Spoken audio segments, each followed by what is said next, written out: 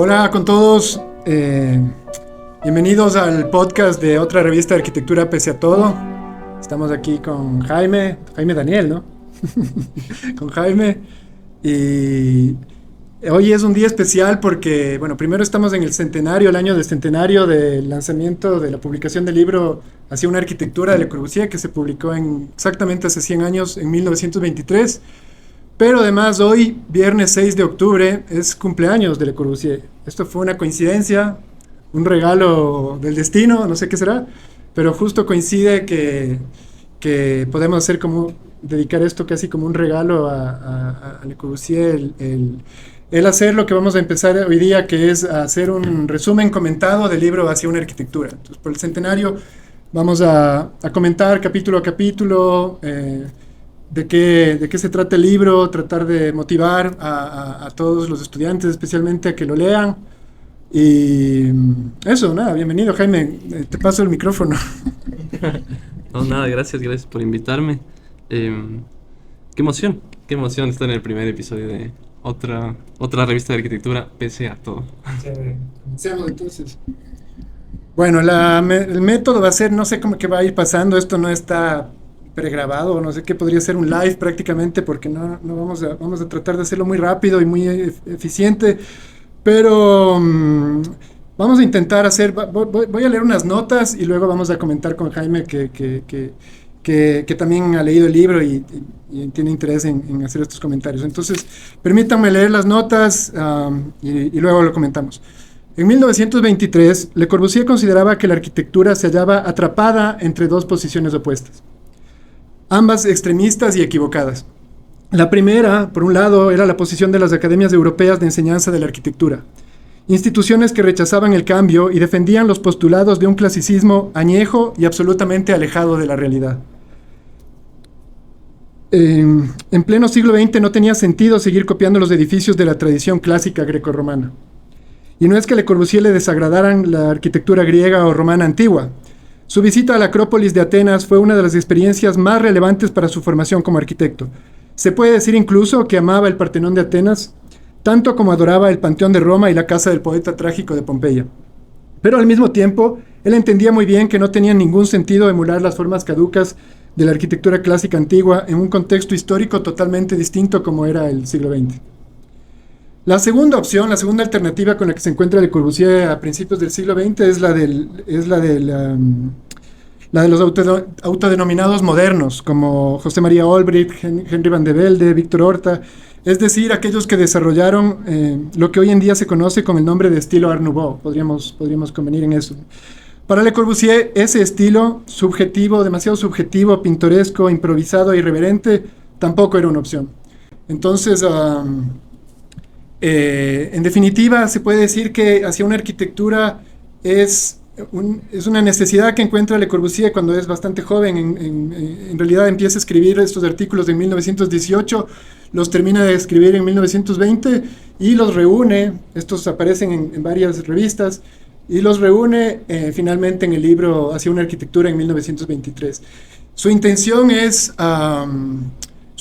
dejar este mensaje, me parece a mí, ¿no? Esto ya es un comentario, ya es una opinión, pero una opinión crítica formada, digamos, pero lo que él quiere decir es, a ver, no está bien en pleno siglo XX seguir copiando las formas caducas del pasado, no está bien, no podemos seguir repitiendo las mismas formas, el mundo ha cambiado, tienen que venir ciertos cambios en las formas de la arquitectura, pero por otro lado dice, pero no pueden ser cualquier cambio, no puede ser cualquier otra cosa, hay que hacer algo nuevo, pero eso nuevo no puede ser lo que sea.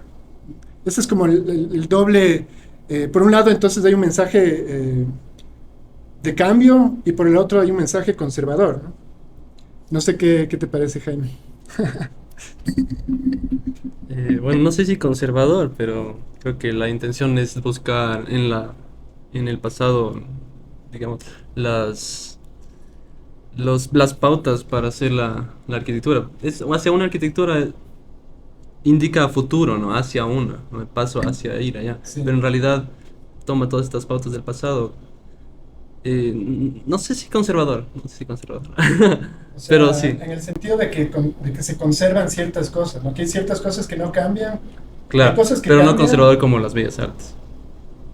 no conservador como Para la nada, academia, para nada. ¿no? Claro, claro, Sí, claro. por eso es un mensaje un poco difícil, porque es un mensaje que, por ejemplo, para las academias era revolucionario, era que no vamos a continuar haciendo las formas de siempre, vamos a seguir repitiendo las fórmulas y los órdenes de siempre.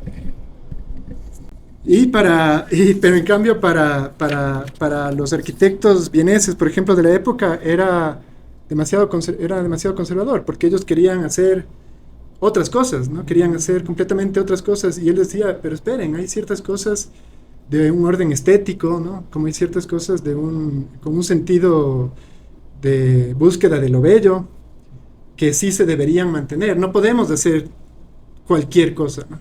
Hay que hacer algo nuevo, pero eso nuevo no puede ser cualquier cosa. Ya, ya, sí, sí. ¿Ok? Como dice en el mismo libro de hacer una arquitectura cuando habla de los planos. El plano, ese capítulo es mi favorito, el que habla del plano y la ilusión del plano. La ilusión del plano. Habla muy poéticamente del plano, pero explica, digamos, fervientemente cómo sin el plano no se da nada. Supongo que hay hay una lección ahí en el plano y no hace las cosas improvisadamente como les critica a estas otras personas. O sea, Exactamente. le pasa la- Y es interesante, complemento un poco lo que dices, porque en francés la palabra plan es al mismo tiempo plano, pero también estrategia, ¿no? O sea, también plan. Y plan como, no plan como una planta, sino una estrategia. Entonces es chévere porque es el sentido que realmente tiene plan en ese capítulo es acerca de tener una estrategia, de tener, ¿no? Quizás ahora le llamaríamos como partido arquitectónico, se llama en los talleres, ¿no? Como tener una idea, tener una idea directriz que le dirija a la forma, ¿no? Claro, Es claro. chévere ese capítulo. Sí, y ahora, bueno, leamos esto, que el mensaje para la academia, que es uno de de las contrapartes de Le Corbusier, es que el mensaje para la academia, excesivamente conservadora de aquel entonces, fue que los tiempos habían cambiado, que había un espíritu nuevo, no solo en las artes, sino en el mundo en general. A ese espíritu, Le Corbusier lo representa con las máquinas, porque en 1923 los enormes transatlánticos, los aviones y los automóviles constituían algunas de las mayores proezas alcanzadas por el ingenio humano. De ese modo, Le Corbusier compara al Partenón con un automóvil diseñado por su amigo Amédée Osenfant. No porque el templo griego y la máquina se parecieran entre sí de ningún modo aparente, sino porque ambos poseían la capacidad de representar la sensibilidad propia de su tiempo. El primero, la sensibilidad del pueblo de la Grecia clásica. El segundo, el carácter de la civilización europea postindustrial. Y el mensaje de Le Corbusier para su segundo oponente, que son los modernistas, que se inventaban formas superficiales a diestra y siniestra, fue que recordaran las leyes de la belleza formal, que el fin de la arquitectura no debía ser la búsqueda del asombro ante lo nuevo, lo extraordinario o lo técnicamente sorprendente, sino el anhelo de la íntima y profunda emoción ante lo bello. La posición de Le Corbusier debió ser demasiado radical ante los ojos de la academia y demasiado conservadora ante los ojos de los modernistas. Ya. A ver, termino este párrafo. Ya desde aquí se puede notar la vigencia que posee el mensaje de Le Corbusier hacia una arquitectura. Por un lado, frente a la inercia de las escuelas de arquitectura que muchas veces repiten fórmulas desgastadas, se propone una actitud dinámica y verdaderamente atenta a la realidad. Por otro lado, frente a la excesiva experimentación formal que nos rodea, pensemos en Frank Gehry, Zaha Hadid, Daniel Libeskind, y en todas esas formas arquitectónicas exuberantes que se producen muchas veces con el único fin de causar asombro. Frente a aquello, decíamos, Le Corbusier propone reconsiderar las formas propias, muchas veces sobrias y sencillas de la arquitectura. Con eso, eso es más o menos el resumen. Con eso más o menos se puede resumir cuál es el mensaje, ¿no? Esto que decíamos de enfrentarse a dos posiciones que eran las predominantes, ¿no? Ujú. La posición conservadora de las academias que no querían que cambie, que querían seguir enseñando lo mismo, y la posición del Art Nouveau y de los artistas nuevos, un poquito que olvidaban, según Le Corbusier, olvidaban que habían ciertas cosas que tal vez debían seguir haciéndose, ¿no? Lo que comentamos aquí también es que que eso es vigente, porque muchas veces las academias, o sea, la academia sigue muchas veces manteniendo, ahora es casi que Le Corbusier se convierte, en muchos sentidos, a veces Le Corbusier es la academia, ¿no? ¿No? Como repetir Sí. los 5 puntos de la arquitectura parecería que son las nuevas fórmulas de la academia, ¿no? O sea, Le Corbusier ahorita estaría en contra de los 5 puntos de la arquitectura, creo, ¿no? Como diciendo, oigan, pero eso, ¿no? ¿Cómo puede congelarse la arquitectura en ciertas fórmulas, ¿no? Claro. Creo que sería el primero, justamente, que estaría rebelándose contra los 5 puntos de la arquitectura, que se siga hablando de eso y que se convierte eso en algo estático. Pero por otro lado, bueno, y a la academia entonces está el mensaje, esto creo que es chévere porque los transatlánticos, los aviones y los automóviles se convierten entonces en símbolos. No le interesa tanto la forma, no dice que las nuevas casas tienen que parecer transatlánticos o tienen que, como muchas veces también se ha interpretado, sino que, sino que vivimos en la época de estas creaciones, ¿no? Vivimos en la época, hay un espíritu nuevo. Él literalmente dice, existe un espíritu nuevo en el mundo y ese espíritu debe incidir en las formas arquitectónicas de algún modo, ¿no? Atención, miren las cosas que estamos creando, miren las cosas que están creando los ingenieros y nosotros seguimos repitiendo las mismas fórmulas. Um, bueno, y por otro lado, el recordar las reglas, ¿no? Como tú decías, el plan. Claro, una pregunta. ¿Y crees que alguna vez se alcanzó, o sea, dentro de la vida de Le Corbusier, que la creación arquitectónica alcanzó ese espíritu de la época? Que cuando escribió esta, claramente no había, digamos. Entonces, Claro, claro. ¿pero se alcanzó eso? Es ¿Se alcanzó? interesante ¿O está porque atrasada siempre? sí estaba atrasada. O sea, yo creo que él se pone un reto. Cuando él escribe los artículos que salen en el libro, entre 1918 y 1920 en este libro, y después la revista continúa hasta el año 25. Pero cuando él hace esto, en las mismas páginas de la revista, su hermano, que era músico, escribe sobre la música que está haciendo Satie, sobre la música de Stravinsky, y está hablando ya de cómo la música ha reconocido el espíritu nuevo del mundo, ¿no? En la creación.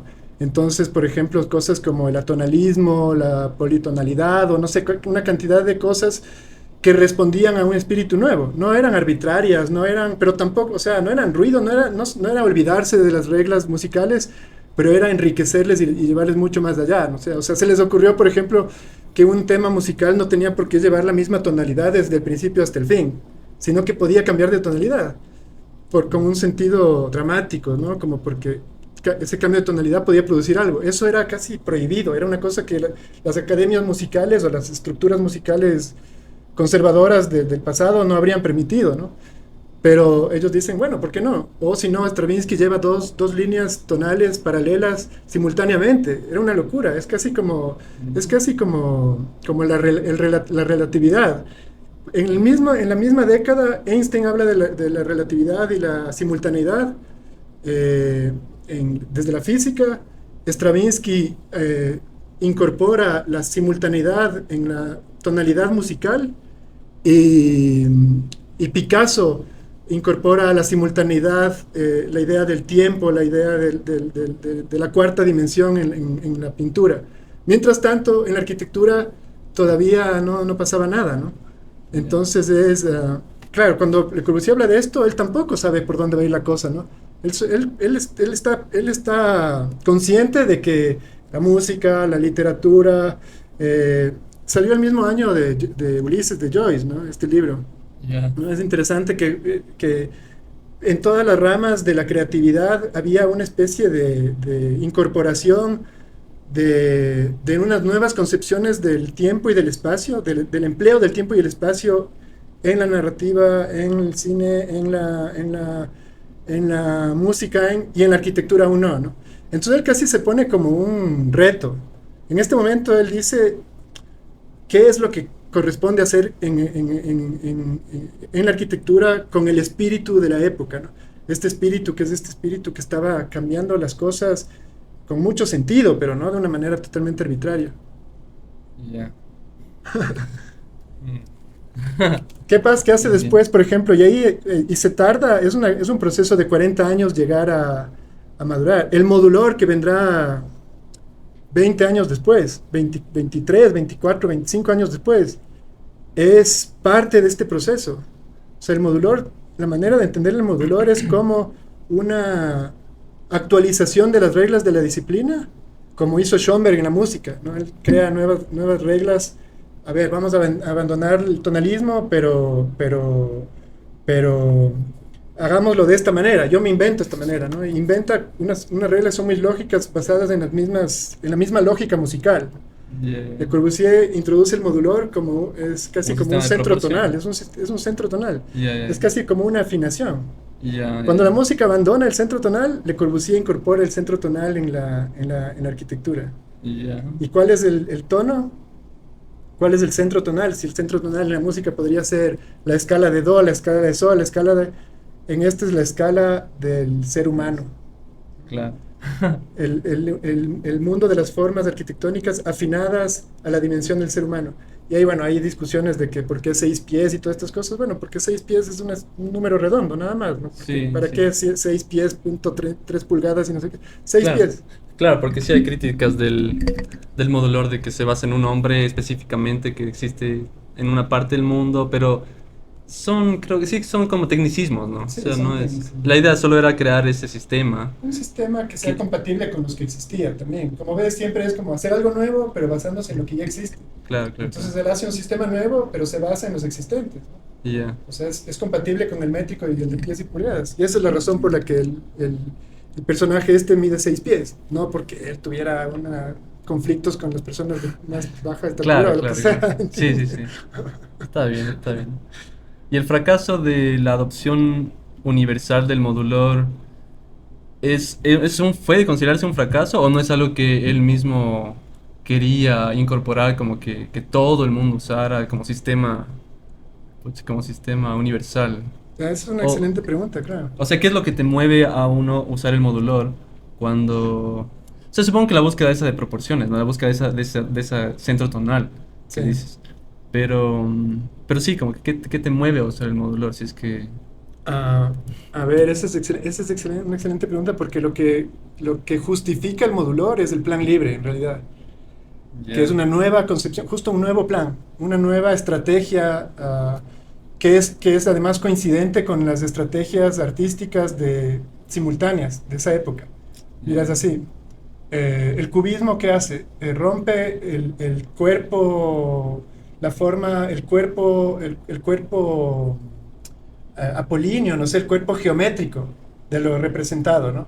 De repente la fruta, todo, no sé, los hombres, los instrumentos musicales, los personajes, los retratos, las mujeres, lo que sea, están destruidos, está destruida su figura, su cuerpo, y se convierte en una textura, ¿no? Lo que le da unidad, el rato que se rompe la figura en la representación cubista, se necesita algo que garantice la unidad de la obra. Y esa unidad se convierte en una textura. Es una textura en que el fondo, la figura, las frutas, la pipa, la persona, todo lo que esté ahí, el cuadro del fondo, lo que sea, se integran en una textura. Lo mismo ocurre con la música. Se cambia la tonalidad, pero lo que mantiene, lo poco que se puede mantener es una textura, ¿no? Ya no hay la tonalidad, ya no hay el cuerpo, ya no hay un inicio, un desarrollo, un fin, todas estas cosas que musicalmente eran obligadas hasta principios del siglo XX. Y todo lo que mantiene una unidad es entonces una textura, la textura musical. El jazz, por ejemplo, hasta ahora lo que se mantiene es la textura. En la arquitectura Le Corbusier llega a hacer eso. Entonces, claro, la Ville Savoye todavía es un objeto, ¿no? Es un objeto como muy limitado, es como un cuerpo, ¿no? Le puedes coger con las manos, ¿no? Te puedes imaginar, le puedes dibujar así. Pero el Hospital de Venecia ya no. El Hospital de Venecia es una textura. Es una textura que incluso en cada plano es como un poco diferente, hay muchas versiones, no hay un terreno definido, es como en ese sentido es casi cubista, ¿no? Ahí, entonces, cuando ya no existe el cuerpo que sigue reglas geométricas o aritméticas, él inventa lo que él llega a llamar la textúrica. El modulor, él dice que el modulor tiene 3 aplicaciones: la geométrica, la aritmética y la textúrica. La textúrica es la invención. La geométrica y la aritmética ya están referidas aquí. Él cuando dice, señores arquitectos, recuerden las reglas de la arquitectura, son de orden geométrico y aritmético. Que son antes que todo ingenieros los arquitectos. Sí, y pone como ejemplo de edificios que siguen esos órdenes aritméticos y geométricos, ritmos muy claros, los edificios industriales, ¿no? Ujú, Con estos hilos repetidos y estos ritmos, ¿no? claro. Dice, ellos sin quererlo están haciendo arquitectura, ¿no? Sin proponérselo están haciendo arquitectura. Mientras los Art Nouveau están haciendo pajaritos y florcitas y decorando las fachadas de una manera, los ingenieros sin proponérselo están haciendo arquitectura, porque Claro. están siguiendo estos órdenes geométricos y aritméticos. Yeah, Pero yeah. cuando se imagina esta posibilidad de la arquitectura llevada hacia un orden textúrico, entonces, ¿qué puede conservar esa, cuando ya no es una cosa que se ve de una manera, sino que se percibe en el tiempo, en el espacio, con el movimiento, el plan libre, la promenada y todas estas cosas que nos cuentan de él? ah, Se necesita algo que mantenga esa integridad en las cuatro dimensiones, ¿no? Es llevar las estrategias que Picasso, Braque o Juan Gris usaban en 1910 a la arquitectura. En eso, los arquitectos nos tardamos como 40 años, ¿no? 40 años después. Claro, claro. Ahora, ¿tiene sentido el modular en nuestros días? No, Podría. O podría, sea, si es que si iría es compatible con el plan libre, ¿no? sí, lo que me parece interesante es la parte cuando habla de lo plástico, que la arquitectura es una... A la final el arte es un gesto... Sí, la arquitectura es plástica, ¿no? Es una moldura del mundo, del mundo mismo, de la materia y todo eso. Supongo que se me hace que el man lo que hizo fue crear un mundo en el que, en el que funcione su espíritu, ¿no? La creación de su espíritu, plásticamente. O sea, y eso él habla de justo un poco cuando habla de las columnas dóricas del Partenón, que se hicieron lo más esencial, pero también lo más... Ay, ¿cómo era? Tienes un libro por aquí. A ver, aquí lo encontré, verás, dice, hay que meterse en la cabeza que el dórico no nació de las praderas de los asfódelos, que es una pura creación del espíritu, y que es una pura creación del espíritu. El sistema plástico es tan puro que le da la sensación de ser natural. O sea, las formas están tan separadas de los aspectos de la naturaleza, están tan bien estudiadas con sus razones de luz de materias que parecen como unidas al cielo, como unidas al suelo, de modo natural. Entonces, es un sistema plástico que de alguna forma juega con las pautas que ya están establecidas en la naturaleza. Pero, pero lo que dice con lo del modular y todo, lo que decía, la aplicación, porque te mueve a usarlo y todo. Él probablemente, justamente, creó este mundo plástico y si este sistema de proporciones, que no es que uno utilice el sistema de proporciones y las cosas ya le van a salir bellas porque sí. Claro. Es solo es como un juego. El Osselman era un artista. El man creó algo, creó sus propias reglas. Creo sus reglas, como Y, lo hizo Schoenberg, como lo hizo ajá, Stravinsky, ajá, ¿no? ajá. Eso me parece increíble. Es chévere. Ajá. Y claro, él creó las reglas, pero como dices también eso no garantizaba nada, ¿no? Claro. Entonces en alguna época él prohibió el uso del modular en su taller, ¿no? A la gente que trabajaba con él, un rato dijo, no, ya basta, está prohibido usar el modular porque hacían cualquier cosa y le decían, y él decía, pero ¿qué es esto? ¿No? Y le decían, pero está hecho con el modular, maestro. Y bueno, ya, prohibido el modular, ¿no? Porque ¿no? Que existan las reglas no garantiza Claro, que el producto vaya a ser exacto. plástico Claro. y bello, ¿no? Es interesante con lo que decías porque justo hay de las muchas tradiciones que seguramente hablaremos y con esto ya tal vez vamos terminando por esta sesión, pero de las muchas tradiciones en las traducciones en hacia una arquitectura, una de esas es que en francés él habla de la modénature y lo dice, fíjate, aquí está subrayado, ¿no? Resaltado en amarillo. Está como, no creo que se vea hasta allá, pero hay como 1, 2, 3, 4, 5, 6, 7, como 7 veces repite el término modénature aquí, ¿no? Y modénature es como la unidad, la armonía, es casi también como un término que usaba su hermano para referirse a la composición musical. Tiene algo que ver con se podría entender como esta regularidad en la textura, ¿no? Y al español le traducen como proporción, ¿no? Entonces convierten algo que él ya se imaginaba mucho tiempo antes, le convierten en un orden geométrico, ¿no? Él está hablando, sí, de ya este sueño sobre la relación entre todas las cosas que él percibe en el Partenón, ¿no? Él ve que en el Partenón las montañas, el monte Pentélico, el puerto, Atenas abajo, los otros templos, el Erección, no sé qué, están todos como vibrando a una misma frecuencia, ¿no? Como todos en una armonía completa.